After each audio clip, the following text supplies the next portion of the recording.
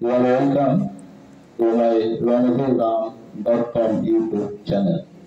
আর তোমরা করছো English learning class, সঙ্গে আমি তোমাদের প্রিয় স্যার অশোক। দেখো, ইংরেজি কেন বলতে চাই, তাই না? কিন্তু চেষ্টা করে কজন?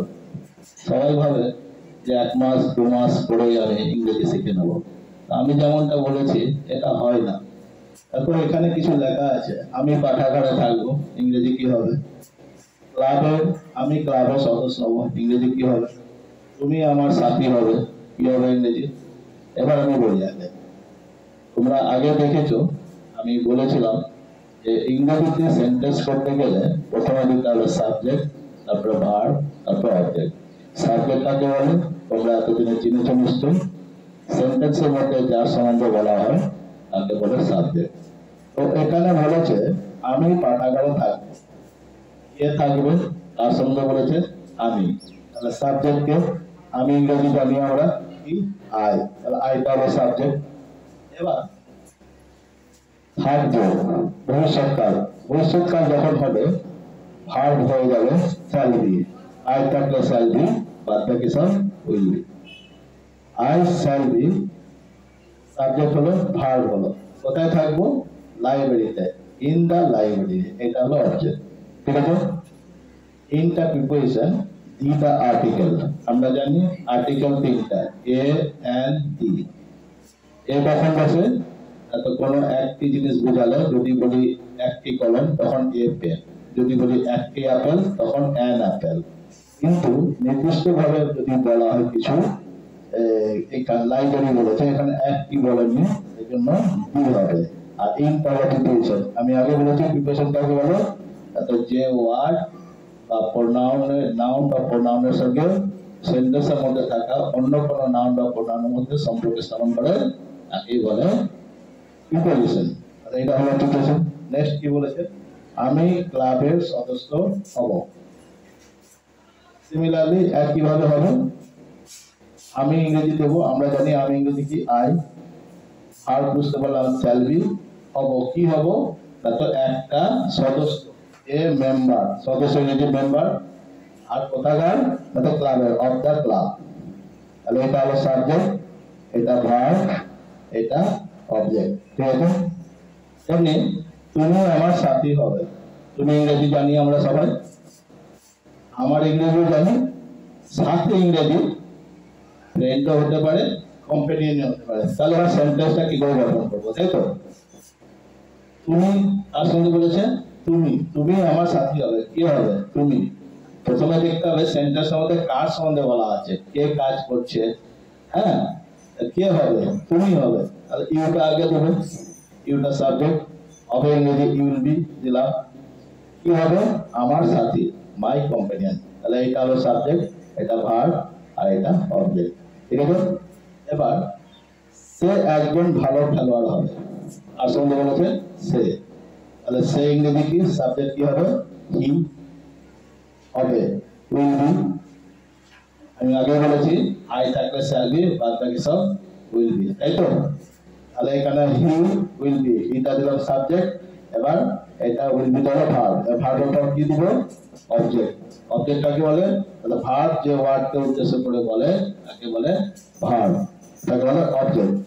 কারণ ভার্বকে প্রশ্ন করে হবে, কি হবে? সে হবে, হি উইল বি। কি হবে সে?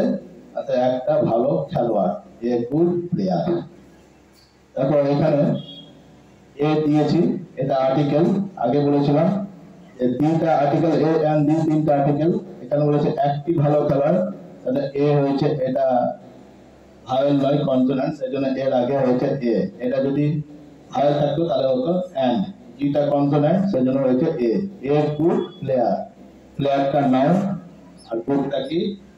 অ্যাডজেক্টিভ। এবার একটু বলি, যেমন প্রিপোজিশন আগে বলতে বলতে ট্রান্সলেট করতে করতে বলেছিলাম, গুডটা কি? গুডটা হলো অ্যাডজেক্টিভ। কাকে বলে অ্যাডজেক্টিভ? তাহলে যে ওয়ার্ড নাউনের সম্বন্ধে বলে তাকে বলে অ্যাডজেক্টিভ।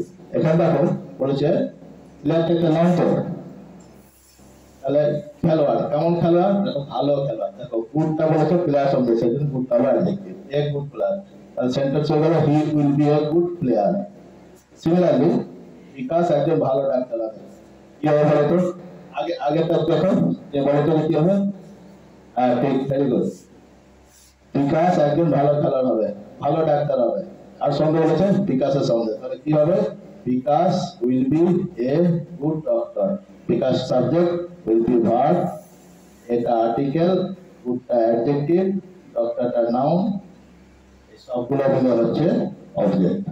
ঠিক আছে, তাহলে এতটা আমি আজকে করালাম। আমি যেমনটা বলি যে তোমার 5টা তোমরা করে রাখবে, তারপরে আমি যখন কারেকশন করব তখন সেটা তোমরা মিলিয়ে নেবে। হ্যাঁ, তাহলে হবে কি, তোমাদের একটু চেষ্টাও হবে। এরপরে আমি দেব 12 থেকে, দেখো এখানটায় আছে এই 12 থেকে তোমরা দেখতে পাচ্ছ নিশ্চয়ই, 12 থেকে 5টা করবে, এই 12 থেকে 5টা। ঠিক আছে, আমি একটু মুখে বলে দিচ্ছি। 12টা আছে। শিক্ষক মহাশয় আমাদের বিদ্যালয়ে অনুপস্থিত থাকবেন। ইংরেজি কি হবে আগে তোমরা করবে, তারপর আমি পরের দিন ভিডিও করে ছাড়বো। মালি বাগানে থাকবে কি হবে? 15 আগস্ট আসছে, তো 15 আগস্ট স্কুলে স্বাধীনতা দিবস পালিত হবে, কি হবে? করবে। তুমি তখন ক্লান্ত হবে, কি হবে? করবে। তারা ক্রুদ্ধ হবে। এই 5টা করে রাখবে, তারপর আমি করবো। একটু চেষ্টা করো এইভাবে তোমরা। এখনো গরমের ছুটি চলছে, আমি আগে বলেছিলাম। তো গরমের ছুটিতে স্কুলের পড়া একটু কমই থাকে, স্কুলে যাওয়া আসাও নাই।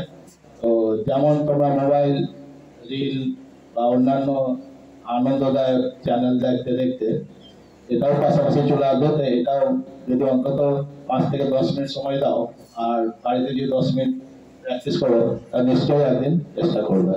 আমি আগে বলেছিলাম, ইংরেজি না জানলে কিছু হবে না, ইংরেজি জানতেই হবে।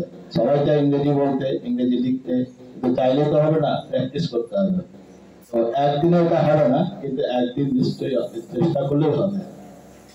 আশা করি তোমাদের এই চ্যানেলটি ভালো লাগছে।